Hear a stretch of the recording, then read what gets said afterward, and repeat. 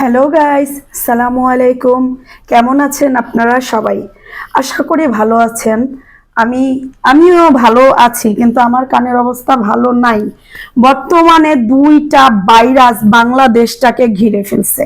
একটা তো আপনারা সবাই জানেন, আমাদের ইন্ডিয়া থেকে আসা মেহমান রাসেল ভাইপার। আর দ্বিতীয় ভাইরাস, হ্যাঁ কি সেটা, সেটাও কিন্তু মহামারীর থেকে কম না। সেটা হচ্ছে আপনাদের অতি বিরক্তকর বিষয় এবং পার্সন মামুন এবং লাইলা। এই দুইটা বিষয়ে বিরক্ত হয়ে গেছি।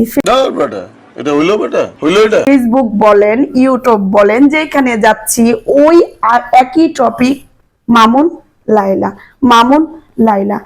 আমরা কি শান্তিতে কষ্টের টাকায় এমবি কিনে কি আমরা সেই এমবিটা কি আমরা ভালো পথে খরচ করব না? এই মামুন লাইলাকে আমাদের দেখে দেখে দেখে দেখে কি আমাদের এমবি গুলাই শেষ করতে হবে? প্রতি মাসে ওয়াইফাই এর বিল দিতে হয়। হ্যাঁ, এই মামুন লাইলাকে দেখতে দেখতে কি আমাদের ওয়াইফাই এর বিল দিতে হবে?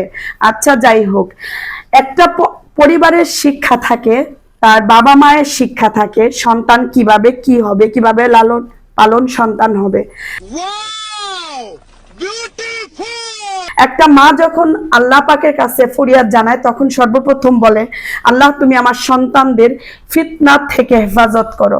কিন্তু আমাদের মামুন ভাইয়ের মা তো সম্পূর্ণ ডিজিটাল মামুনি।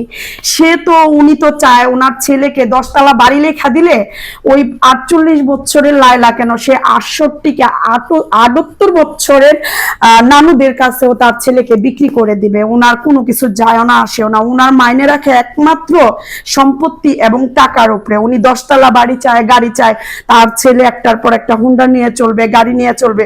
তার তো ছেলের ইমানের আর চরিত্র দিয়া কিছুই যায়ও না, আসেও না। লাইলা আপু, ওনাকে আপু বলবো না কি বলবো আমি আসলে ঠিক বুঝতে পারতেছি না। আমি একজন মুসলিম, এরকম চিন্তা ভাবনা মন মানসিকতার একজন মহিলাকে আমি কি বলে ডাকবো আমি আসলে জানি না। তো উনি দেখলাম একটা সাক্ষাৎকারে বলতেছে আমি মামুনের 37তম গার্লফ্রেন্ড। তো ওনার তখনই তো এই ছেলেকে রিজেক্ট করে দেওয়ার দরকার ছিল, যখন মামুন তাকে বলছে তার আগেও 136 জন গার্লফ্রেন্ড তার ছিল। যেই ব্যক্তি 136 জনের মন নষ্ট করে, তাদের মন ভেঙে, তাদের সাথে রিলেশনশিপে থেকে ছেড়ে দিতে পারে, এক লাইলা যার বয়স অনেক বেশি, হ্যাঁ, ওই মেয়েদের মধ্যে কি অনেক সুন্দরী নাই, অনেক গুণবতী নাই? অবভিয়াসলি আছে, তাই না? ওদেরকে ছেড়ে লাইলার কাছে আসছে। লাইলার তো একটাবার ভাবা উচিত ছিল যে এই মামুন এতগুলো মেয়ে, 136 জন মেয়েকে তাদের সাথে ব্রেকআপ করে আমার কাছে আসছে, তার মানে সে শুধু আমার জন্য না। তার যদি সে যদি এত ভালো মানুষ থাকতো, এত ভালোবাসার পার্সন থাকতো, তাহলে ওইখান থেকে প্রথম জনেই টিকে যেত। ভালো মন্দ সবার মধ্যেই থাকে, এমন কি তার মধ্যে 136 জনের মধ্যেও কি সে গুণ খুঁজে পায় নাই যাকে নিয়ে সারা জীবন থাকা যায়? লাইলার মধ্যে সেই গুণটা কি সে খুঁজে পাইছে? আমি বুঝি না লাইলার মতো ম্যাচুরেট একজন মহিলা, যে এত 48 বছর যাবত যে লাইফের সাথে পৃথিবীটা দেখে আসতেছে, লাইফ কাটাচ্ছে, হ্যাঁ, তার অভিজ্ঞতা তো ওরকমই বেশি, যেহেতু উনি অনেক দিন এই পৃথিবীতে আছে। 48টা বছর তার জীবনটা সে কাটায় ফেলছে। সে ভালো মন্দ অনেক কিছুর সাথে মোকাবেলা করছে। তার তো অন্তত পক্ষে এটা বোঝা উচিত ছিল যে এই মামুন আমাকে না, শুধুমাত্র আমার টাকাকে ভালোবাসে। তোমার কথা শুনে মনে হইতেছে তুমি বিরাট জ্ঞানী মানুষ হয়ে গেছো।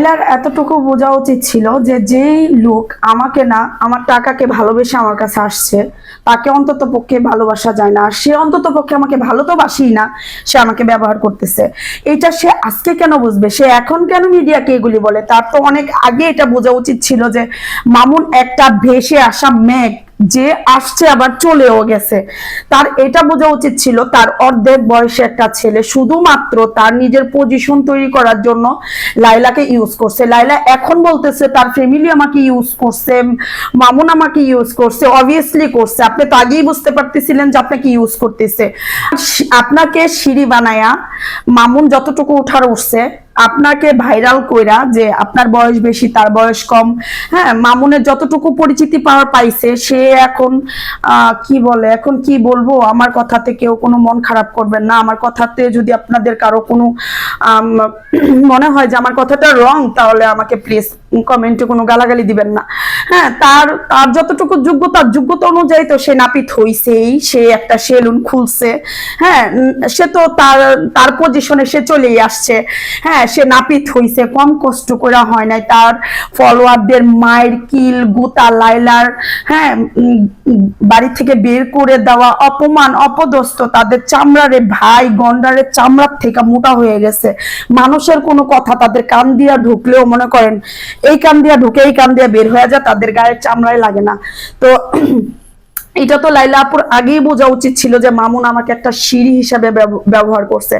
আমি জানি না লাইলার আসলে কত টাকা আছে, মামুন কেন এরকম করছে। আর লাইলার যত টাকাই থাকুক না কেন, আমি আমার পজিশন মতো যাব।